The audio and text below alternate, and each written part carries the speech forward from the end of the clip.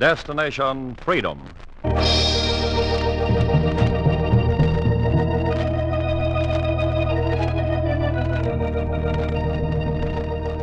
Destination Freedom, dramatizations of the great democratic traditions of the Negro people, is brought to you by station WMAQ as a part of the pageant of history and of America's own Destination Freedom.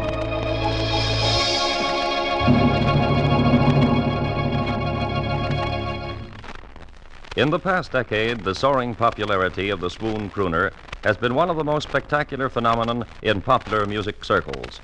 Chicago's contribution to the ranks of these silken-voiced balladeers is the master pianist and arranger Nat King Cole, one of the nationally famous King Cole Trio.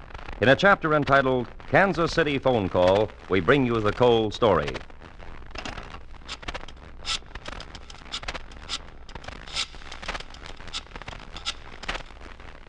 Hello? Marge? Is this you, Marge? Oh, I thought you were Marge. Well, can I talk to Marge? Marge? Marge. Sure, this is me, Marge. Don't I sound like myself? Well, maybe I don't. I got a reason for sounding different. We've got another member for our fan club. Yeah. Who? George Stoker. Yes, he did, Marge. Yes, he did. Oh, he put up a struggle, but I had some help. Guess who from? King Cole himself. Well, you know how George felt about our fan club and the King Cole Trio. He couldn't stand us or them. Well, I'd about given up getting George in the club. My last chance was to get him to take me to the auditorium to hear King Cole in person. Well, after we got downtown, we went into a drugstore. We sat down in a booth near the jukebox. It had 6 King Cole records on it. No, the jukebox. And Marge, George just sat there like a sack of wheat. I asked him to play number 7. Yeah.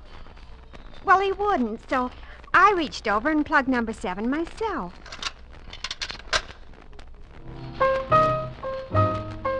There it was, Marge. Gee, ain't I good to you? Or something like that. Naturally, I just sat back and soaked it all in. You know how he makes those words sound so... Diamond ring. Oh, Marge, you know. And everything. What makes me treat you the way that I do? Gee.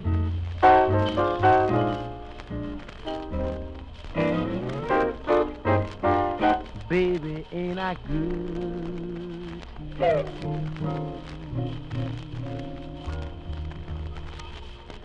I can see George doesn't want to take me to any dance where King Cole's playing. And he starts asking me all about him. Well, I was ready for him. I'd been reading about King Cole, about the time he lived in Chicago when he was just another tough boy on 39th Street, leading a gang against another gang. Yeah, Marge. How this little skinny guy with a lot of nerve once led his gang across the street toward a bigger gang of West Side boys, and about the fight that started. Well, while the kids were fighting, the neighborhood policeman came to break it up, the way he'd done many times before. Only this time he goes home with Nat to have a few words with his mother. He's not a bad kid, Mrs. Cole, but he's nervy, kind of restless. He likes to get out into the streets. Isn't there anything you and the Reverend Coles can do to keep him busy? Well, all he'll do when he's in is bang on the piano.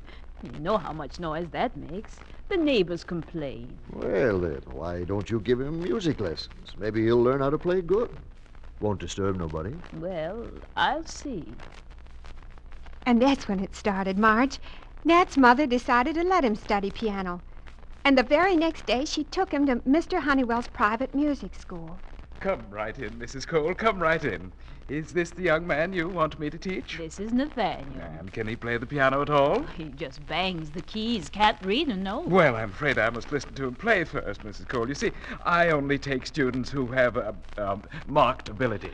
Nat? Where's the piano? The piano was in the next room. Nat and Mr. Honeywell went in, and his mother just sat there hoping against hope, 'cause all she could hear was Nat playing the noisy music that made the neighbors complain. On and on he played. Well, when they came out, Mrs. Cole, Yes? if this is your idea of a joke, it's unbecoming to a minister's wife. What joke? I mean, Nathaniel plays the piano better than I do. You must have known that. Well, sure, I've heard him, but it never sounded like much to me. He's playing his own kind of jazz. The boy has a rich sense of harmony and melody. All I can do is teach him to read notes. That's all he needs. yeah, that's what I told George, Marge. No, he still wouldn't warm up. Not even when I got another nickel and put it in the jukebox on number 8. You know that one.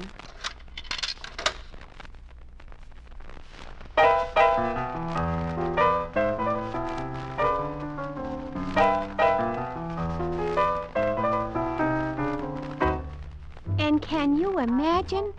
George just sat there like a rock, wasn't moved at all, and kept asking me what I saw in this guy's stuff. He said that as a singer, Nat ought to be a good baseball player. Well, that was my cue, Marge. I knew Nat had been a shortstop on a championship team. He could catch, too. All he liked to do was to practice piano and play baseball with the gang. Took him a long time to decide whether to be a baseball player or a piano player. Get this one, Nat. High fly. Hey, good catch. Good catch. One more coming. No, that's enough. It's getting dark. Let's get out of here, huh? Sure, Nat. Where you want to go? Earl Hines playing up at the Savoy. Yeah, but some scouts from the AAA League coming over to see us play. We ought to get him more practice. Yeah, but man, Earl Hines, the way he plays that piano. Hey, look, Nat, you got to make up your mind. You intend sticking to baseball or that piano? I don't know. Tell you what, let's just knock off this once and go hear Hines, huh? And imagine, Marge, like I'm telling George, off he'd go to the Savoy where this Earl Hines was playing. The gang would stand along the walls in their baseball suits and listen. Well, Marge, you know Earl Hines. He played the piano like it's a trumpet. And when Cole walked away, he could still hear it echoing up and down the street. He never could get those notes out of his head.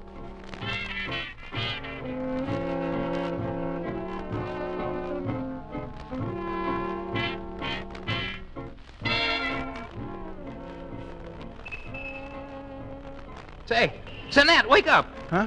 I said wake up. Watch out. Say, if you want to commit suicide, do it with a pistol, buddy.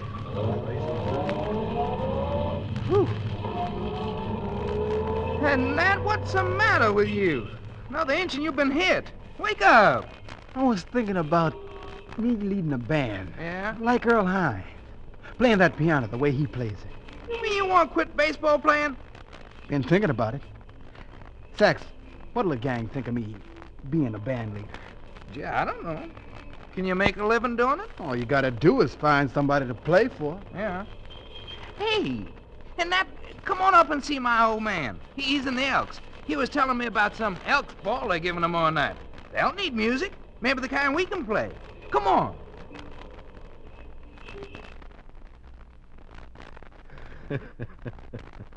When we say ball, we don't mean baseball, kids. Not baseball. Well, yeah, but Nat's been taking lessons. He can play the way they do on records. You ought to listen, Dad. And it's not music for dancing we're after. It's dancing music. Does he play dancing music? They can dance by this. Oh, go on, Dad. Hire him. Go on. Well, I'd have to contact the lodge. They wanted a real musician. Well, he's real. Go on, call him.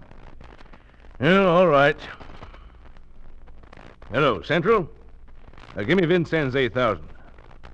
I hope you boys know what you're talking about. Yeah, hello. Elks Lodge? Yeah, say, Joe, we're all set on music for tomorrow night. Yeah, well, my kid found what we need. Oh, sure, it's very inexpensive. Sure. The musician's name's Cole. Nathaniel Cole. His band? Well, he's sort of alone. Oh, I see. Got to have at least 2 more, huh? Well, I guess... Tell him we got him. Tell him we're all set, Paul. All right. Joe. Joe, he's set. Sure. Okay, thanks. Where do you intend getting the other musicians? Well, I always play a little bit. You call that howling on the saxophone playing? It goes good with the piano. Sure, and we can get up a drummer by tomorrow night. Somebody in the gang can beat the drums, huh? So it's the gang again, huh? But now listen. Now, please, Dad, let us go on. Just for tomorrow night. Yeah, the Elks invited half the neighborhood out tomorrow night. They won't regret it. Yeah, Marge. Nat Cole played his first dance date. A real success, too. Nobody regretted it. Especially Nat and the gang. Next day, Sax's old man showed up at the baseball diamond. The lodge fellows want to promote me. Best ball in 10 years. I just came out to tell you fellas to be ready for tonight. The promoters over at the Warwick heard you play, too, and they want you tonight. They suggested that I act as manager since I discovered you. Now, come on. You can never tell where this will lead to. Come on. And that's what I told George, Marge. There I sit in the drugstore telling him about what I'd read in these music magazines, see? About Nat Cole always sticking to the piano, never singing, just sticking to the piano. Well, he was playing piano every day and arranging music that sounded like Earl Hines' band, only younger. He had a band full of teenagers. And when he finished school, a promoter spotted him. There's a show here called Shuffle Along. Ever hear of it? It's some kind of musical? Exactly, kid. Yeah. Everybody here in Chicago says you're the hottest pianist since Art Tatum. Is that right? Well, people in Chicago have sure been kind to me. So my agency's noticed. Now, I've got a deal for you that's surefire. Yeah? I want you to bring your band along with the show. Well, where to? Oh, well, first we'll tour around Illinois, upstate, downstate, then we'll hit the South. South, huh? No, won't be any trouble. Everything's all arranged. Hey, kid, you're on your way to glory. Yes, sir, Nat Cole's teenage band's going to become the biggest moneymaker in the country. Just stick with me, kid. Just stick with me. And Marge, I told George how Cole stuck with the promoter all the way to Alabama, to Georgia, and down into Mississippi. And each time they played, he'd ask about the pay. We only took in a sorry 65 in Tuckaloo, and in Elkhorn we barely made a buck. It looks sad, kid, but keep playing, keep playing. Trouble is, nobody ever heard of the Nat Cole band down here. Your style of music's like something from a farm. He kept playing, Marge. In Meridian and Raymond, this little teenage band kept playing jazz they'd learned in Chicago. And at the end of the road trip, the promoter checked the receipts. 90, 92, 300, 6, 20, 30, 40. 140 is what we've got. Oh, Well, no. hey, what happened to Red? What can we do with $140? That just about pays our car fare back home. Well, at least that's something. Kids, I'm sorry there's been some slight mistake. How do you mean? You see, this 140's got to go to pay for the use of the halls in Meridian. Well, Oh, say, no. what about the car fare? Oh, that. Well, you boys are young. Exercise never hurt growing musicians. If you can't hitchhike back to Chicago, try walking. Well, Marge, they pawned their instruments and got on a bus and headed back home to Chicago. Just a gang of kids who wanted to play a kind of music nobody wanted to listen to. When they got out in Chicago, Nat Cole was still dreaming of building a big band. He was still a nervy kid.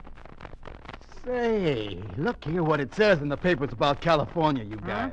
California's waiting for good, solid bands. Yeah, some guy said that about the South. Oh, this is different. Look, if we can get out to California by summer, we're sure to get Oh, booked. I don't know. We've built a band from high school up. If we can stick together for just another 2, 3 years, we're in. Who's willing? They were all willing. But you know how looking around is, Marge. Some of the fellows stayed in Chicago. The rest went to California with Nat. They went from nightclub to nightclub and from one hotel to another, looking for bookings, until one by one the boys got discouraged and began to drift back to Chicago. I guess this is where I get off, Nat. You're not staying. Well, I can't. I'd like to, but I can't. How How long will it take for our kind of music to catch on, Nat? We've been brought up to play sharp, hard jazz. The kind of makes you jump, not sigh. Well, they'll go for the way we play. All we've got to do is play it often enough. Nat, now, a porter on the Santa Fe got me 2 tickets back home. Want one of them? Well, Nat, you don't have to use them now. Later, if you want to. yeah. There's a hotel manager who said he'd give me an audition. No, I'm sorry, Nat. I can't stay and help you. I'm catching the AM out. See you in Chicago, Nat. See you, Sax. Well, Marge, there Nat Cole was, all alone in California. Sax was his childhood buddy, and he stuck to the last. But when Sax caught the Santa Fe, only one man in the teenage band was left. Nat Cole. And he ate just 1 sandwich a day, Marge, lost 30 pounds, and went from one club to another and played his own kind of jazz, while the club managers listened.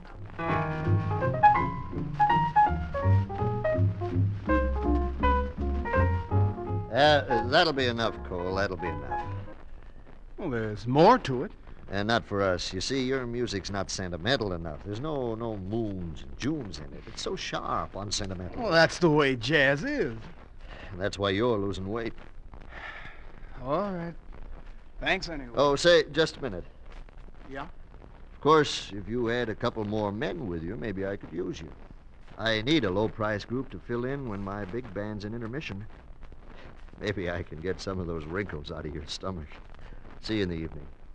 Nat searched the town and found guitarist Oscar Moore and bass fiddler Wesley Prince and took them back to the clubhouse. They gathered around a table in the rehearsal room. Now, dig this. The man out there doesn't think a small combination can entertain like a big band. I think he's wrong. When we get inside, play like you were playing for the $1 million prize. I'll show you my style. It's a jazz style. If you got a good beat and a good melody sense, you won't have any trouble with it. If we can put it all together, we'll have a team. They'll forget the big bands. They got together and worked over some songs, and when opening came, they were ready.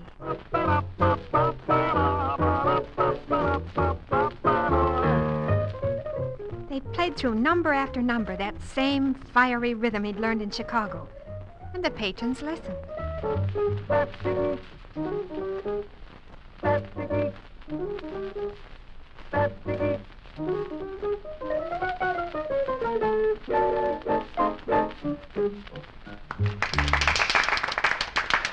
That's the way it was for 30 nights. And on the 31st, the manager complained. There's something wrong with you guys, and I can't figure it out. You know more music than 50 sidemen, but somehow the people don't break their necks over it. I've noticed that. Tell you what, maybe you need a catch name. You know, like a brand of beer or something. Say, your name's Cole, isn't it? Yeah? Well, then how about making it King Cole? Yeah, King Cole and his Fiddlers 3. The King Cole Trio, that's it. Now you're all set. See what that billing will bring you.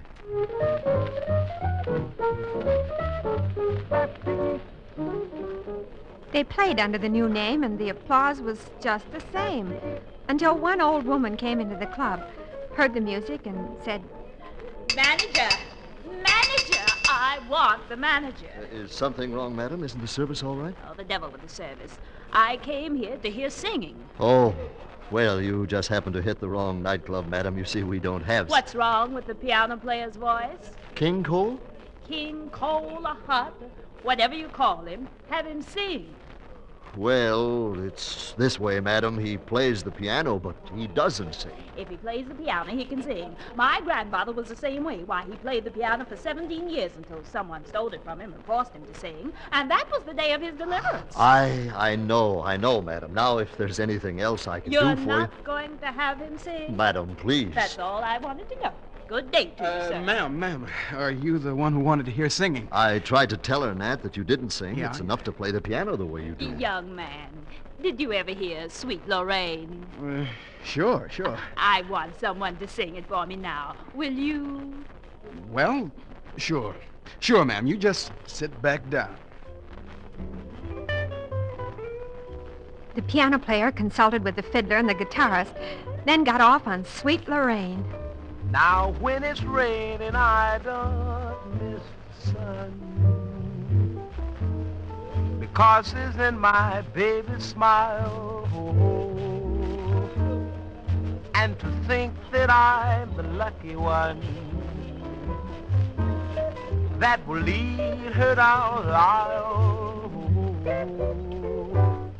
Each night I pray that no one will steal her heart away. I can't wait until that lucky day when I marry sweet Lorraine. That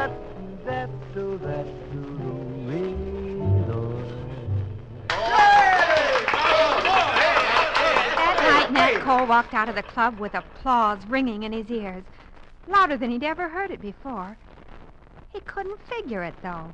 Nobody ever liked his singing, but people kept applauding, and Nat kept on worrying, wondering why. And when he left one club and went to another, he'd play his wizard-like piano tunes, and they'd applaud. But then he'd lean over and sing out softly. When I'm alone with only dreams of you, that won't come true, what'll I do?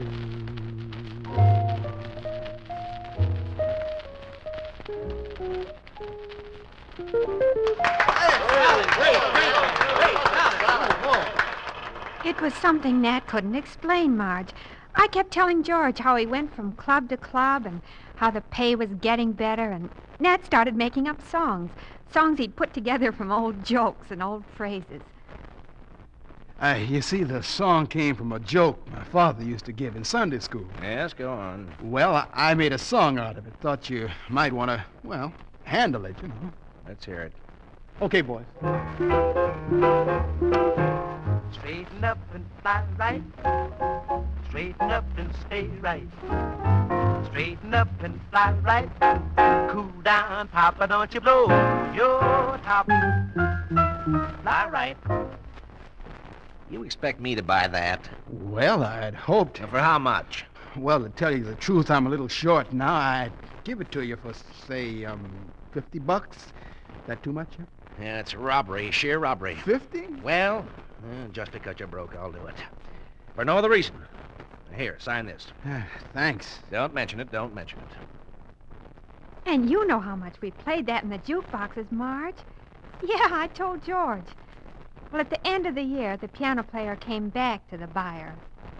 Say, that song of mine's selling everywhere. You said it. 25,000 copies in June, 50,000 in July, and we'll hit 1 million next week. Congratulations. Congratulations, son. That was a fine song. Yeah. I was wondering if you could, give me some of the royalties off of it. Royalties? For my song?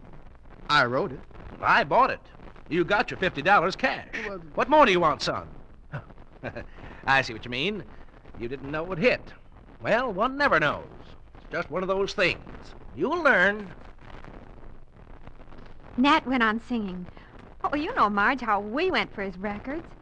I kept telling George there was something in it. Songwriters were on Nat's doorstep trying to get him to sing their songs, and he was winning one award after another. Downbeat, Esquire, Metronome. And then this character comes into his studio one day. Say, Nat, there's a guy outside to see you. He left his music for you. Says it's written specially for you. Yeah? Yeah. You should have seen the guy. He had a beard like Moses and a gown like an Arab. Wonder what the song's like. Well, let's see. Yeah? Nice. Hey, you want to try it? We got 15 minutes. Yeah, okay. Cancel out that other song. Come around, guys. Get a good look at this one. There was a boy, a very strange, enchanted boy. It made everybody listen, Marge. Well, George kept asking, is that all I see in this crooner? Is that all he amounts to? And then I told him about his Hollywood home and who visited him right after he bought it. Yeah? Is the young man who bought this house at home Nathaniel Cole? I'm Cole. I see. We're from the Hollywood Improvement Association. Our committee sent you a letter, I believe. Oh, I see. Come in. No, thank you. We will make it short, Mr. Cole. We know you're a busy man, so are we. But you bought this property against the wishes of your neighbors. I didn't hear any objections. There were plenty. In fact, there's a restrictive covenant that covers this entire community. We don't take in Negroes, Jews, Mexicans, or Orientals. You bought this property, however, and we're willing to give you back your money if you move out. And suppose I don't care to move out. That would force us to take the matter up in court. You wouldn't want that. I wouldn't fear that. Go ahead, gentlemen. Now, see here. Let's settle this thing in a business-like way. How much are you willing to sell for? Say 10%? Good profit. I'm not selling, gentlemen. 15%. 20? Why don't you sell? Every man must have the right to live and buy property wherever he's able. I believe to sell out to people who want to kill that right is treason. I'm not selling. When I told George about that, he started getting interested. Well, it was about time to go to the dance, Marge. You know, King Cole and the trio were playing at the Kansas City Auditorium. Well, I put my last nickel in the jukebox just to warm up, and we went over to hear him in person. It looked like everybody in Kansas City was heading there. We hurried around the corner to the box office, and then we saw something. Somebody had a picket line across the main entrance to the auditorium. The pickets were carrying signs that said, "This dance is for whites only. The National Association for the Advancement of Colored People is protesting against segregation in Kansas City. If you believe in the end of segregation, don't cross this picket line."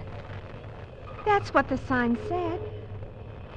I stood still for a minute, half wanting to cross on account of I did want to hear King Cole. Then, all of a sudden, there he was. I saw him. He was standing on the curb looking at the picket line, and then at the people going in. A man going in to dance recognized him, too. Say, you're King Cole, aren't you? That's me, all right. Well, isn't it late for you to be standing out here? No, there's not going to be any dance. Not to my music. No dance? Not as long as there's a picket line. I didn't know they segregated dancers in Kansas City. I've been segregated in a lot of places myself. I've played in hotels I couldn't sleep in clubs I wasn't allowed to eat in. That isn't right. These songs I sing and play come to me from all kinds of people. My style comes from my own people. But when I play, I don't play just for my people alone. It's for all people. So this is one dance I'll stay out of. When it's open for everybody, I'll be glad to play. It made the man think, Marge. You could see it did. He shook hands with Nat, and they went off in the crowd with the people still pouring into the auditorium. George was standing stock still, his eyes glued on the spot in the crowd where Nat Cole had disappeared. And that's when it happened. George said there was more to making music than you actually hear, Marge, and that fan clubs can mean more than just a bunch of kids dancing to groovy music. So he joined. And you know something, Marge? He's right.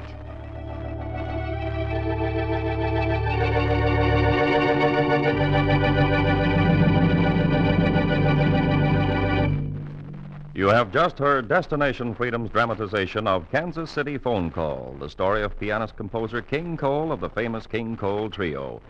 Destination Freedom is written by Richard Durham and produced under the direction of John Cowan.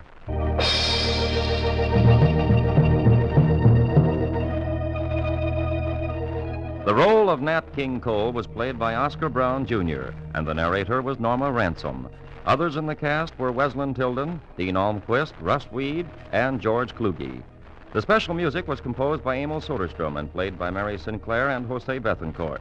The King Cole Trio records were played by Mitsy Shine and supervised by John Brookman. Our technician was Gary Dublee. Sound effects by Cliff Mueller. This is Charles Chan inviting you to be with us next Sunday for Destination Freedom.